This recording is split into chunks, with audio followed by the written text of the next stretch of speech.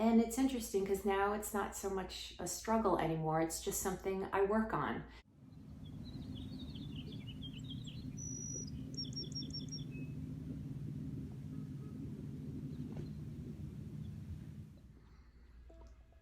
Hello, my name is Lori Singer. I am a certified yoga instructor and a licensed massage therapist, and I am a wellness enthusiast. I have been on a very long and arduous road on the journey to health and acceptance and peace with my body. And I'm here to share with you 3 tips that have worked for me as far as approach and sustainability in my wellness journey. I've been able to keep 50 pounds off for 10 years. And since lockdown, I was able to lose an additional 30 pounds. Though I feel like the weight that I'm at right now is somewhat sustainable. I'd like to lose a few more, but I'm not really attached to any number on the scale. So these are my 3 tips on how you can approach your wellness journey with sustainability. All right, here we go. Tip number 1. Reconcile that you will be working on your health and your wellness journey for the rest of your life. So I struggled with my weight my entire life. And it's interesting because now it's not so much a struggle anymore. It's just something I work on. And that's a switch in approach that I've had, that yoga has helped me kind of implement the philosophy into my wellness and self-care routine. There's a concept in yoga called Ahimsa. That means no harm. So if you finally come to a place where you have reconciled with the fact that you just have a body that we're lucky enough to have, gaining weight comes very easily for you, that's not necessarily your fault. Sometimes it's the way that we're designed, or it's the way that our emotions are expressed. There's a lot of layers to unhealthy habits.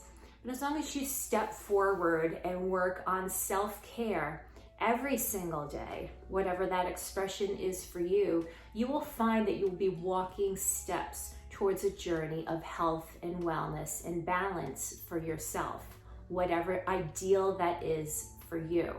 So I gravitated towards yoga. I do a lot of body weight exercises, and I still modify my movement routine to my body. So I do a lot of stuff that doesn't involve jumping, though I do find alternative ways to get my heart rate up. For example, I'm not a big fan for myself of high impact exercises, so I ride my bike, I jump on a trampoline, because these activities are much easier on your joints. So you need to get creative and find ways that you can move your body that's accessible for you, that won't hurt your body, hurt your joints. It's not about torture, which leads me to my second point, which is hard work versus suffering. The journey to health should not be one of suffering. If you've reconciled with your body, you've made peace in your mind with how your body wants to express itself. And that does take a long time and a lot of work and a lot of self-reflection and a lot of acceptance and a lot of forgiveness for the genetics we're born with, for life circumstances, for the society that we live in, for traumas that may have happened to us that we are still processing. The acceptance is a matter of accepting the human being experience and then moving through it through hard work versus suffering. Suffering is not sustainable. You know, they talk in Buddhism about suffering, human experience is suffering. Well, I'm not sure if I completely agree with that. I think our approach should be one of a loving and compassionate approach. And that is very important, to have love and compassion for yourself and for your journey. So any type of movement, exercise should be one with an approach of loving and accessibility And there's no harm. In fact, it's very good to do some hard work, but you shouldn't suffer. It's not about hurting yourself or pushing yourself and no pain, no gain.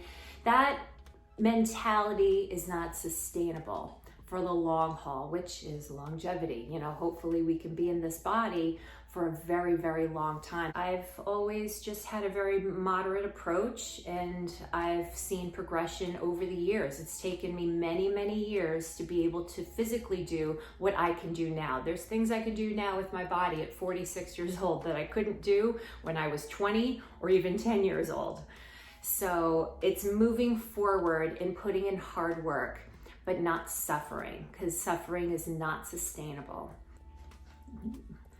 So our third tip on sustainable weight loss, or a sustainable lifetime of wellness and health, our third tip is to understand that happiness is not on the other side of a scale. Losing weight or achieving some sort of goal, you know, be it gaining weight, losing weight, getting to that number on the scale. It's ingrained in us from our society that we live in as, oh, you know, even the title of this video, how I sustained a 50-pound weight loss. But I want to tell you something. To be honest, you have to be happy with yourself, and you have to want to take care of yourself, and you have to want to do better for yourself and have a healthier body so you can move your body. It doesn't matter what your weight is. If you feel good and you can move your body and you don't have nobody to answer to but yourself. So if you're in a position in your life where you feel really great, then this video probably might not be for you. But if you are struggling with happiness and you want to lose weight because you're not happy with where your body's at, you have to discover and find what happiness is for you.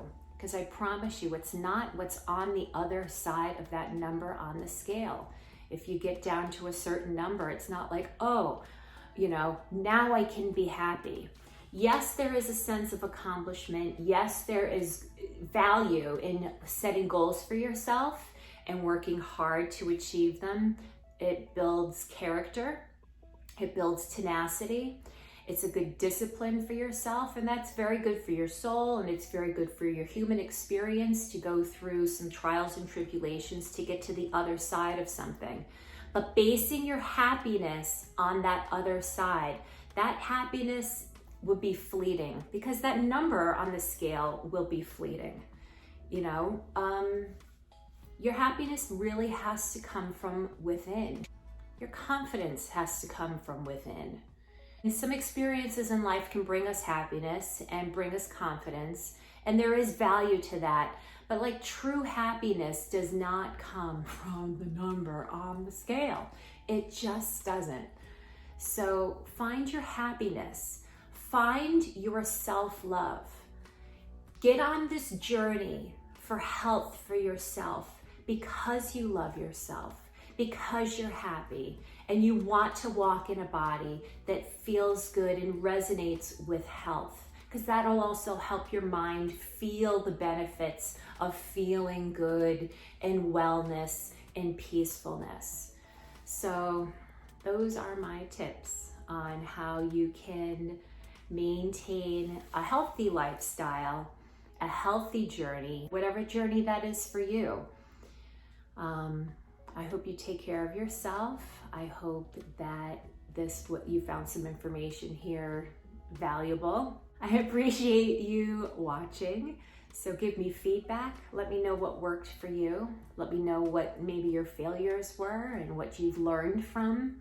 And hopefully we'll meet up again sometime soon. So thanks for watching, and hit the subscribe button.